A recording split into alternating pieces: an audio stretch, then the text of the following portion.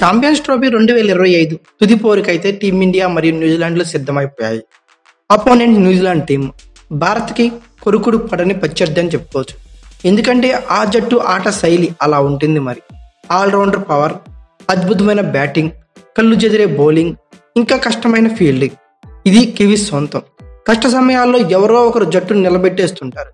అందుకే స్థిరమైన ఆటకు కేర్ ఆఫ్ అడ్రస్ గా కివీస్ మారిపోయింది. ఆ జట్టు ఎక్కువ ఐసీసీ కప్ గెలిచి ఉండకపోవచ్చు, కానీ ఎక్కువసార్లు సెమీస్కి, ఫైనల్కి వచ్చిన ఘనత ఖచ్చితంగా న్యూజిలాండ్కి దక్కుతుందని చెప్పుకోవచ్చు. అందుకే ఆదివారం ఛాంపియన్స్ ట్రోఫీ 2025 ఫైనల్లో కివీస్తో టీమిండియా కొంచెం జాగ్రత్తగా ఉండక తప్పదు. ఛాంపియన్స్ ట్రోఫీలో న్యూజిలాండ్ గొప్పగా ఆడింది. అద్భుతమైన ఆట తీరుతో ఫైనల్కు దూసుకొచ్చింది. భారత్తో మ్యాచ్లను ఆఖరి దాకా పోరాడింది. ఇక ఈ ఒక్క మ్యాచ్ తప్పితే ఆ జట్టుకు ఎదురే లేదు, అంటే ఒక్క ఓటమి కూడా లేదు. ఇంతటి ఆత్మవిశ్వాసానికి ఇటీవల విజయాలే కారణం. ఛాంపియన్స్ ట్రోఫీకి ముందు పాకిస్తాన్తో జరిగిన ముక్కోనపు సిరీస్లో ఆల్రౌండ్ ప్రదర్శన చేసిన న్యూజిలాండ్ తేలిగ్గా కప్పును చేజెక్కించుకుంటుంది అని తెలుసుకోవచ్చు. ముఖ్యంగా మాజీ కెప్టెన్ కేన్ విలియమ్సన్, యువ captain Rachin Ravindra, super fielder Glenn Phillips, ఆపద్బాంధుడు Daryl Mitchell, captain Mitchell Santner ఆ జట్టు విజయాల్లో కీ రోల్ అయితే ప్లే చేస్తున్నారు. 34 ఏళ్ల వయసులోనూ కుర్రోళ్లతో పోటీ పడుతూ విలియమ్సన్ కన్సిస్టెంట్ గా పరుగులు రాబడుతున్నాడు. అలాగే ఫీల్డింగ్ లో కూడా మెరుపులు మెరిపిస్తున్నాడు. మిడిలార్డర్లో వస్తూ జట్టు కష్టాల్లో ఉన్న ప్రతిసారి ఆదుకుంటున్నాడు కేన్ విలియమ్సన్. మిగిలిన బ్యాటర్లా అతడు ఎడాపెడా షాట్లు అయితే కొట్టడు.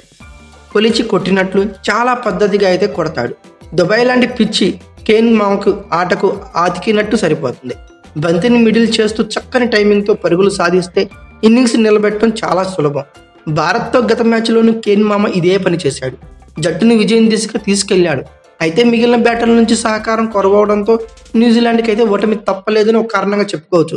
పెద్ద మ్యాచ్ల్లో ఆడే ప్లేయర్లు వరుసలో ముందుండే విలియమ్సన్ భారత్తో తుది పోరులోనూ రాణించే అవకాశాలు అయితే మాక్సిమం కనబడుతున్నాయి.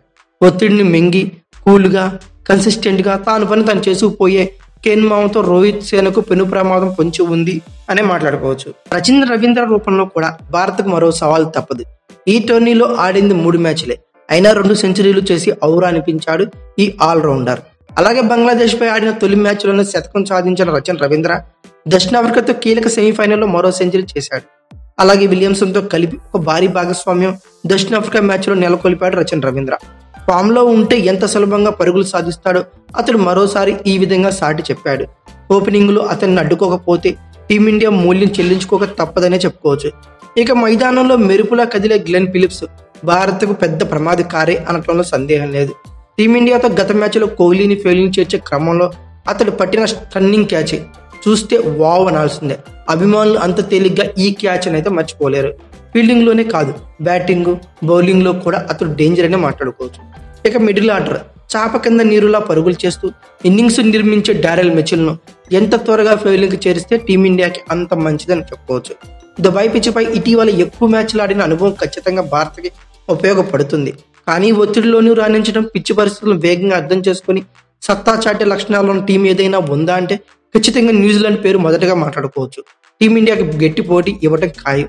ఇటీవల T20 ప్రపంచ కప్ ఫైనల్ మినహాయిస్తే గత కొన్నేళ్లుగా ఐసీసీ టోర్నమెంట్ తుది పోరులో భారత్ కలిసి రావటం లేదని చెప్పుకోవచ్చు. ముఖ్యంగా 2023 వన్డే ప్రపంచ కప్ ఫైనల్ తాలూకా చేదు జ్ఞాపకాలు ఇంకా మైండ్లో ఉంటూనే ఉన్నాయి. ఇప్పుడు అదే ఫార్మాట్ లో జరుగుతున్న ఛాంపియన్స్ ట్రోఫీ తుది పోరులో రోహిత్ సేన సత్తా చాటితే అభిమానులకు అంతకు మించిన ఆనందం ఏమి ఉండదని చెప్పుకోవచ్చు. అయితే వీళ్ళందరినీ టీమిండియా ఎలా ఆపుతుంది? ఇంత ఫామ్ లో ఉన్న న్యూజిలాండ్ టీమిండియా గెలవాలంటే ఎలాంటి చర్యలు తీసుకోవాలి అనే దాని గురించి కూడా ఒకసారి బ్రీఫ్ గా తెలుసుకుందాం. అయితే ఓవరాల్ గా champions trophy 2025 final match India versus New Zealand రసవత్ర సమరానికి అయితే బేలైంది. రేపే ఛాంపియన్స్ ట్రోఫీ ఫైనల్. ఓటమి అనేది తెలియకుండా సాగుతున్న టీమిండియా ఫేవరెట్ గా బరిలోకి దిగుతుంది అనటంలో సందేహం లేదు. కానీ న్యూజిలాండ్ కూడా వెనకబడి ఏమీ లేదు, భారత్కు ధీటుగా ఉంది. ఇవన్నీ వాళ్ళ స్ట్రెంగ్స్ ఏముండి ఇవన్నీ ఆల్రెడీ చెప్పుకున్నాం. ఆ జట్టు టైటిల్ కొట్టగల సత్తా ఉన్నదనే చెప్పుకోవచ్చు. అయితే అన్ని విభాగాల్లోనూ 2 జట్లు సమానంగా కనిపిస్తున్న దుబాయ్లో స్పిన్నర్లదే నిర్ణయాత్మక పాత్ర పోషించబోతున్నారు అని చెప్పుకోవచ్చు. మాయగాళ్లతో బ్యాటర్లకు సవాలే, అంటే స్పిన్ మాయగాళ్లతో ఖచ్చితంగా బ్యాటర్లకు సవాలుగా మారనుంది దుబాయ్ ఇంటర్నేషనల్ క్రికెట్ స్టేడియంలో ఛాంపియన్స్ ట్రోఫీ ఫైనల్ మ్యాచ్ గాను. ఇక ఛాంపియన్స్ ట్రోఫీలో టీమిండియా అజేయంగా ఫైనల్ చేరటంలో స్పిన్నర్లదే పాత్ర అత్యంత కీలకంగా మాట్లాడుకోవచ్చు. ఎందుకంటే ఇప్పుడు దాకా జరిగిన మ్యాచ్లన్నీ స్పిన్నే కీ రోల్ ప్లే చేస్తాయి. దుబాయ్లో బుమ్రా లాంటి మేటి ఫాస్ట్ బౌలర్ లేకున్నా జట్టు ఆధిపత్యాన్ని ప్రదర్శించింది అంటే కారణం స్పిన్నే. గ్రూప్ దశలో, సెమీస్లో ప్రత్యర్థి బ్యాటర్లను ఉక్కిరి బిక్కిరి చేసిన మన స్పిన్ దళం భారత్ పనిని తేలిక చేసింది. ఆదివారం ఫైనల్లోనూ స్పిన్నే ప్రధాన అస్త్రంగా బగబోతుంది. జడేజా, అక్షర్ పటేల్, వరుణ్ చక్రవర్తి అలాగే కుల్దీప్ యాదవ్లతో టీమిండియా స్పిన్ దుర్భేద్యంగా కనిపిస్తుంది. కానీ న్యూజిలాండ్ కూడా తక్కువేం తినలేదు. టోర్నీలో స్పిన్ వనరులతో భారత్కు దగ్గరగా వచ్చే జట్టు అంటే సరైన పోటీ ఇచ్చే జట్టు ఏదైనా ఉందా అంటే ఛాంపియన్స్ ట్రోఫీ 2025లో ఖచ్చితంగా మాట్లాడుకోవాల్సిన న్యూజిలాండ్ టీం గురించే. వైవిధ్యంలో భారత్కి ఏమీ తీసిపోదు. శాండర్ నేతృత్వంలో మెరుగ్గా కనిపిస్తుంది.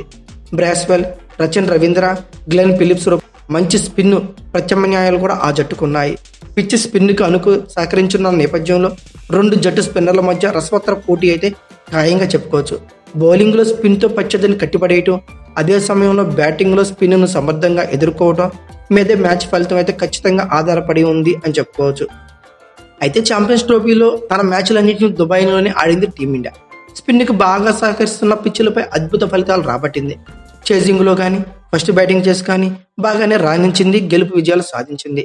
నలుగురు స్పిన్నర్లతో ప్రతి ఒక్కరూ జట్టు ముందంజ వేయటంలో తమదైన పాత్ర అయితే పోషిస్తున్నారు.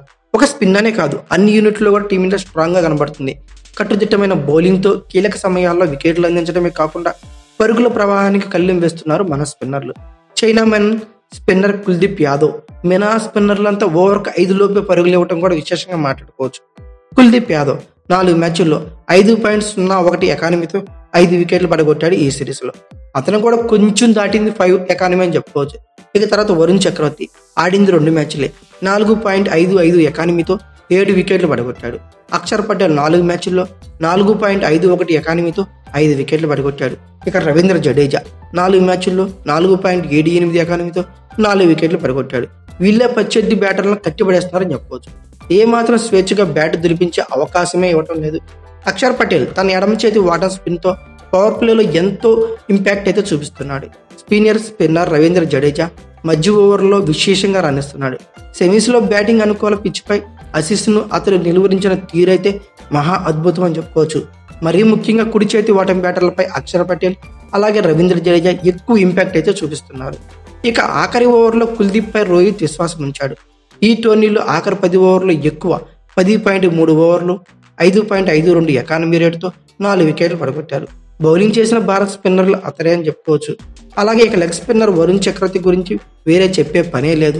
ఈ మధ్య అతను రాణిస్తున్న విధానం చూస్తే టీమిండియా ఒంటి చేస్తూ ఛాంపియన్స్ ట్రోఫీ కొట్టేయడం అని చెప్పుకోవచ్చు. టోర్నీలో ఆలస్యంగా అవకాశం దక్కించుకున్న తన మిస్టరీ స్పిన్తో బ్యాటర్లను ఆడలెత్తిస్తున్నాడు. 2 మ్యాచ్ల్లో 4.55 ఎకానమీతో ఏకంగా 7 వికెట్లు పడగొట్టాడు. కేవలం 2 అంటే 2 మ్యాచ్ల్లో వికెట్ల వేటలో దూసుకుపోతున్న అతని నుంచి కివీస్కి పెను సవాలు తప్పదు. అలాగే గ్రూప్ స్టేజ్లో కేవలం 42 పరుగులు మాత్రమే ఇచ్చి కివీస్ ఏకంగా 5 వికెట్లు పడగొట్టి 5 వికెట్ ఆల్ అందుకున్న బౌలర్గా వరుణ్ చక్రవర్తి తన మ్యాచ్లో నిలిచాడు. అయితే ఛాంపియన్స్ ట్రోఫీ 2025లో నా ఉద్దేశం ప్రకారం దుబాయ్ ఇంటర్నేషనల్ క్రికెట్ స్టేడియంలో ఆదివారం జరిగే ఫైనల్ మ్యాచ్ గాను న్యూజిలాండ్ నిలువరించేది మన స్పిన్నర్లే అని నేనైతే అనుకుంటున్నా. మీరేమనుకుంటున్నారో ఖచ్చితంగా కామెంట్ బాక్స్లో పిన్ చేయండి. అలాగే ఛాంపియన్స్ ట్రోఫీ 2025 ఫైనల్ మ్యాచ్ ఎవరు గెలుస్తారనుకుంటున్నారో ఖచ్చితంగా కామెంట్ బాక్స్లో పిన్ చేయండి. అలాగే ఈ వీడియో కనుక మీకు నచ్చితే లైక్, షేర్, కామెంట్ పై సబ్స్క్రైబ్ చేసుకోండి. అలాగే పక్కనే ఉన్న బెల్ ఐకాన్ అక్కడ మాత్రం మర్చిపోకండి. Thank you for watching. Have a nice day.